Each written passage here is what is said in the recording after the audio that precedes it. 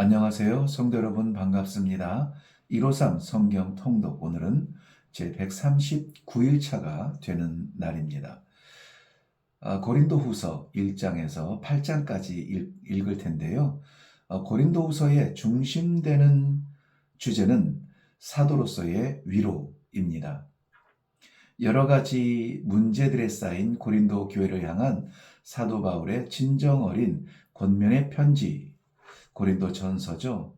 이 편지가 전달되고 교회는 많은 문제들이 바로잡혀가고 있었습니다.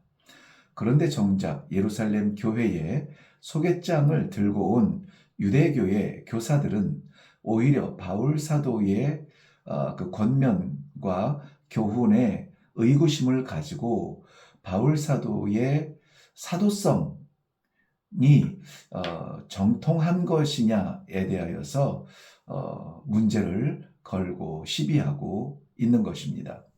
그로 인해서 고린도 교회는 또다시 혼란스러워하고 이를 심지어는 의심하는 사람들조차 생겨나고 있었습니다.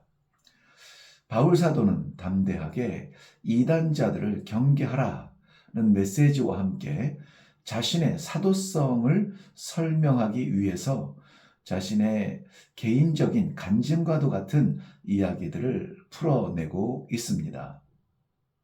이러한 바울 사도의 헌신적인 수고는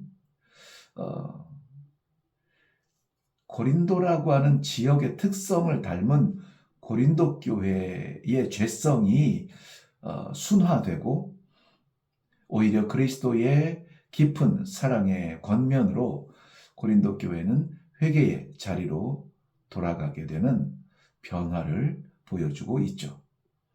이것이 바울 사도에게 있어서 큰 위로다라는 것입니다. 사역자 바울의 위로는 교회의 변화였습니다. 이러한 맥락으로 고린도 후서를 함께 읽으면 좋겠습니다. 고린도 후서 1장입니다.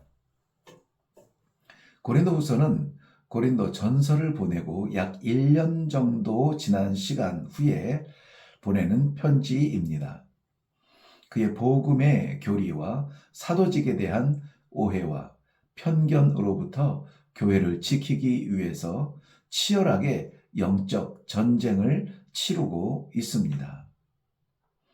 1장의 맥락을 2절에서는 하나님의 평강이라는 교회 안에는 당연히 하나님의 백성들로서 평강을 누려야 하는 복이 있죠. 그리고 3절부터 7절에는 환난을 당할 수 있으나 환난 중에 위로가 무엇인지를 성경적으로 설명하고 있습니다. 6절과 7절에는 다른 사람들을 위해서 기꺼이 당하는 고난의 경험을 이야기하고 있고요. 12절 내용까지를 보면 거룩함과 진실함으로 성도와 교회는 나아가야 할 것을 말씀하고 있습니다. 그래서 1장에서의 중요한 맥락은 이렇습니다. 하나님의 평강의 맛을 본 성도들은 어떠한 환난이 일어나고 어려움을 만날지라도 그러나 그 가운데에서 받는 위로가 있다는 것입니다. 이 위로는 내가 갖고 내가 누리고 내가 높아져서가 아니라 남을 위하여 누군가를 위하여 기꺼이 당하는 그러한 어려움, 희생, 헌신 가운데 나타나는 것인데요. 이것은 인격적으로 되는 것은 아닙니다. 성도의 본질, 즉 거룩과 진실함으로 살아가려고 씨름할 때에 거둘 수 있는 귀한 열매라는 사실입니다. 작은 것 하나도 소홀하지 않고 섬세하게 이 바울 사도는 최선을 다해서 교회를 섬기고 있는데요. 교회를 세워나가는 방법이라고 할 수가 있겠습니다. 바울 사도는 굉장히 직설적인 메시지를 하나님 편에서 증거하는데요. 그러나 교회와 성도를 사랑하지 않는 것은 아닙니다. 교회와 성도를 사랑하기 때문에 사람의 입맛을 맞추기보다는 하나님의 복음의 진정성을 가지고 여전히 영적 전쟁에서 씨름하는 자신의 모습을 고백하고 있는 것이죠. 고린도후서 2장입니다. 바울의 사도성에 대한 문제를 제기한 사람들이 있었다고 했죠. 예루살렘 교회로부터 온 유대교회 교사들. 이 사람들로부터 교회 안에 윤리적인 문제를 일으키는 사람들까지 치리와 권면의 대상이 되는 사람들. 그들을 어떻게 합니까? 용서하고 다시 기회를 주라고 권면합니다. 원수 갚는 것은 하나님께 맡겨야 합니다. 그리고 심판하는 것도 하나님께 맡겨야죠. 우리는 받은 사랑으로 사랑하며 받은 용서로 용서하며 우리가 누리는 기회로 기회를 주어야 할 것입니다. 마게도냐에서 만난 디도를 통하여서 고린도 교회의 변화의 모습을 듣게 됩니다. 바울 사도의 권면에 순종하고 있다는 거죠. 그러면서 교회는 순종하면 굴종처럼 느끼는 것이 아니라 순종을 통해서 교회의 바른 면모를 갖추어가고 있다는 소식을 듣습니다. 이것이 바울 사도에게는 큰 위로가 됩니다. 교회의 지도자들에게 무엇보다 큰 기쁨은 바로 섬기는 교회의 변화입니다. 고린도후서 3장입니다. 어두움은 빛이 비출 때에 물러갑니다. 바울은 진실로 고린도 교회 앞에 자신을 드러냅니다. 바울 사도는 자신의 사도직에 대해서 1절부터 3절까지 보면 그리고 그리스도로부터 받은 사명, 곧 이방인을 위한 복음, 그에게 있어서 이 이방인을 향하여 보냄받은 이 복음은 율법과 전통의 차원을 넘어선 완전한 그리스도의 복음임을 증명하고 있습니다. 다시 말씀드리면 바울 사도의 사도직은 자신이 사도라고 하는 것을 고집하는 그러한 자리싸움이 아니라는 것입니다. 이 사도의 진정성은 그리스도에게서 오는 것이고 바로 이 그리스도로 말미암아 교회가 세워져 가야 한다는 것을 보여주고 있는 것입니다. 특별히 자기 자신과 고린도 교회의 믿음의 균열을 시도하는 영적 전쟁에 싸울 수 있는 유일한 능력을 사도 바울이 제시하고 있는데요. 지금 이 시대의 전쟁은 더 치열하겠죠. 당시에 고린도 교회와 이 바울 사도 간의 오해의 균열에서 일어날 만한 그러한 전투보다 지금 이 시대에 교회에 파고 들어오는 이런 악한 사탄의 치열한 이 시험과 우리의 영적 전쟁은 더욱 치열한데요. 이기는 힘은 유일한 무기, 즉 성령의 역사를 놓쳐서는 안 된다고 말하고 있습니다. 3절을 보시면 성령은 살아계신 하나님이라 이렇게 말씀하고 있어요. 이것은 세상에서 표현할 수 있는 어떤 표현법으로는 가능하지 않습니다. 하나님으로부터 보냄받았는데 하나님이라는 것이죠. 삼위일체라고 하는 이 교리 자체가 참으로 우리의 짧은 두뇌로 이해하는 것은 어렵습니다. 그런데 성경은 이렇게 말씀하고 있어요. 성령은 곧 하나님이시라. 우리가 성령의 능력을 받는다는 것은 하나님의 능력으로 싸운다는 것입니다. 6절 보시면 성령은 생명을 살린다고 기록하고 있습니다. 생명을 살린다. 멀리 보지 아니하고 내가 생명으로 살아날 수 있는 것 다른 것 없다는 것입니다. 교회에 열심히 참여하고 예배에 충실하고 이런저런 헌신하며 선교하고 이런 모습들도 귀하지만 그러나 그 모든 것 위에 성령의 역사로 인한 인도하심이 아니면 우리는 변질되고 우리는 추락할 여지가 언제든지 있는 부족한 사람들입니다. 그래서 성령 하나님의 능력을 사모하는 것입니다. 17절 보면 성령은 자유케 하신다 했습니다. 우리의 연약함으로부터 영원한 하나님 나라의 자녀로 완전해지기까지 죄로부터의 자유, 죽음으로부터의 자유, 이러한 자유의 능력을 주시는 이는 하나님이십니다. 그 하나님이 우리 안에 내주하여 주시는데 바로 성령으로 내주하여 주시죠. 18절 말씀 보면 성령은 우리를 변하게 하신다. 교회는 변화되어야 합니다. 성도도 변해야 되죠. 그래서 Reformed Church라고 이 변화에 대한 소망으로 우리가 개혁교회를 날마다 실현해 나가고 있는 것입니다. 만일 성도가 그리스도 안에서 성령으로 인하여 자유를 느끼고 기쁨을 회복하며 평안의 안식을 누린다면 성도는 그리스도의 영광과 은혜의 빛으로 우리 삶의 어느 구석에서 여전히 우리를 올무 채우려 하는 어둠의 세력으로부터 자유하고 오히려 그리스도의 말씀의 빛으로 그러한 어둠의 부분들을 잘라내어 버릴 수 있는 능력이 있다는 것입니다. 고린도후서 4장입니다. 바울의 권면과 가르침은 진심을 담고 있죠. 고린도 교회의 성도들은 바울 사도의 가르침을 삶에서 나타내려고 시도를 합니다.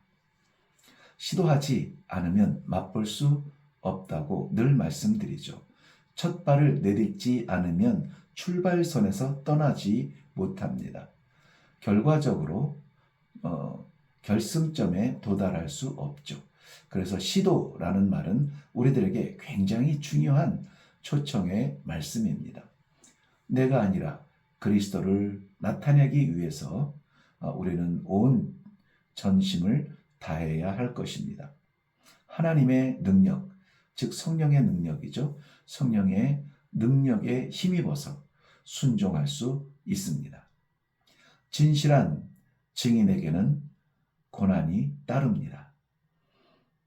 저는 이것을 자전거의 제어 장치로 설명을 드렸는데요. 자전거의 제어 장치, 즉 브레이크는 자전거를 멈추게 하는 것이 목적이 아닙니다. 왜 자전거를 멈추게 할까요? 안전하게 운행하도록 하는 것이 제어 장치의 목적인 것입니다. 그러므로 말씀이 가라 하면 갈 것이고 말씀이 서라 하면 설 것입니다. 사역자들은 이 현재의 고난을 이길 충분한 소망이 있습니다. 그 나라에 하나님의 나라에 이르기까지 하나님께서 인도하여 주실 때에 고난은 결국 빛으로 변하고 더욱 찬란한 빛으로 하나님께서 들어 사용하여 주실 줄로 저는 확실히 믿습니다. 고린도후서 5장입니다.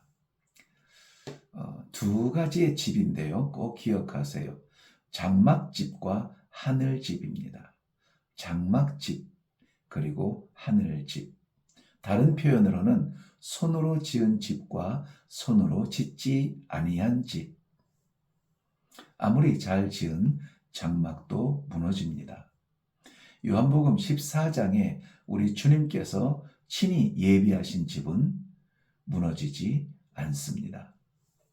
그런데 오늘 본문 9절에서 10절에서 9절에서 10절에 말씀하신 것처럼 막상 성도가 심판대 앞에서 하나님으로부터 외면당한다면 어떻게 될까요? 저는 아주 가끔 이 질문을 스스로 합니다. 주의 종으로 평생을 산다고 했는데 막상 하나님 앞에서 외면당한다면 너무나 끔찍하지 않을까요? 그래서 순간이라도 긴장하는 것입니다.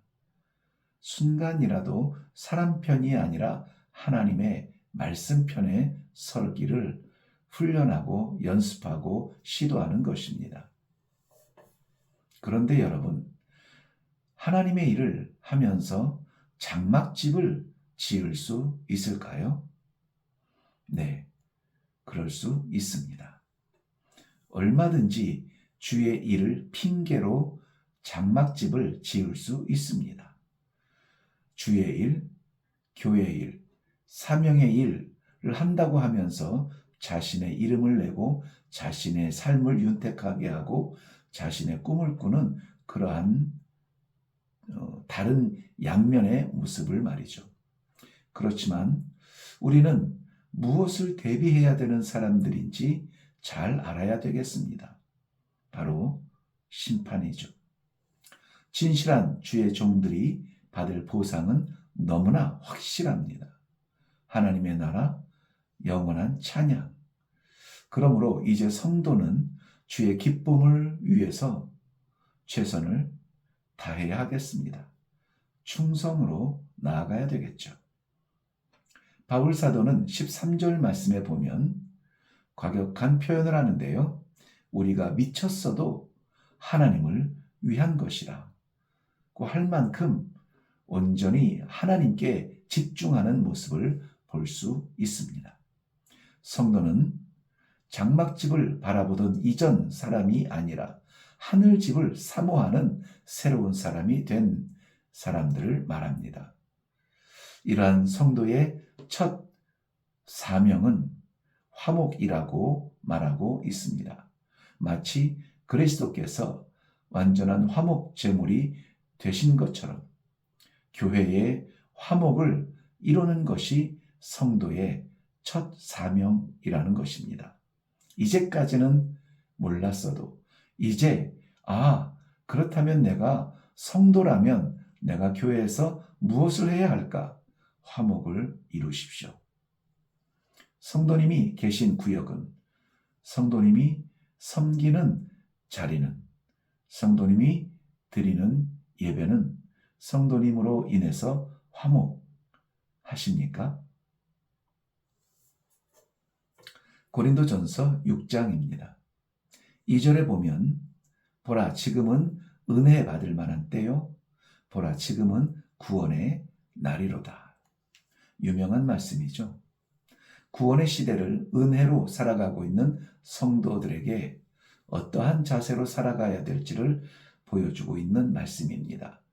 분명한 하나님의 기록된 말씀이기 때문에 우리는 어떻게 살아야 할까? 먼저는 1절 말씀 보면 하나님과 함께 일하는 자가 되라고 하십니다. 하나님과 함께 일하는 자, 이것을 4절에서는 하나님의 일꾼이라 이렇게 표현합니다. 하나님의 일꾼이 된다는 것은 감격스러운 일입니다. 물론 우리가 연약한 우리가 완전하신 하나님과 함께 일하려면 어려움이 있겠죠. 따라가기 벅찬 어려움도 있겠거니와 그 길을 가지 못하도록 방해하는 어려움도 있을 것입니다. 그렇지만 여러분, 그 끝은 하늘의 영광입니다. 포기하시겠습니까? 포기할 수 없습니다. 두 번째는 16절 말씀에 보면 이 시대를 살아가는 성도들에게 하나님의 성전이라 이렇게 말씀하고 있습니다. 성전은 거룩의 상징이며 거룩은 순결의 열매입니다.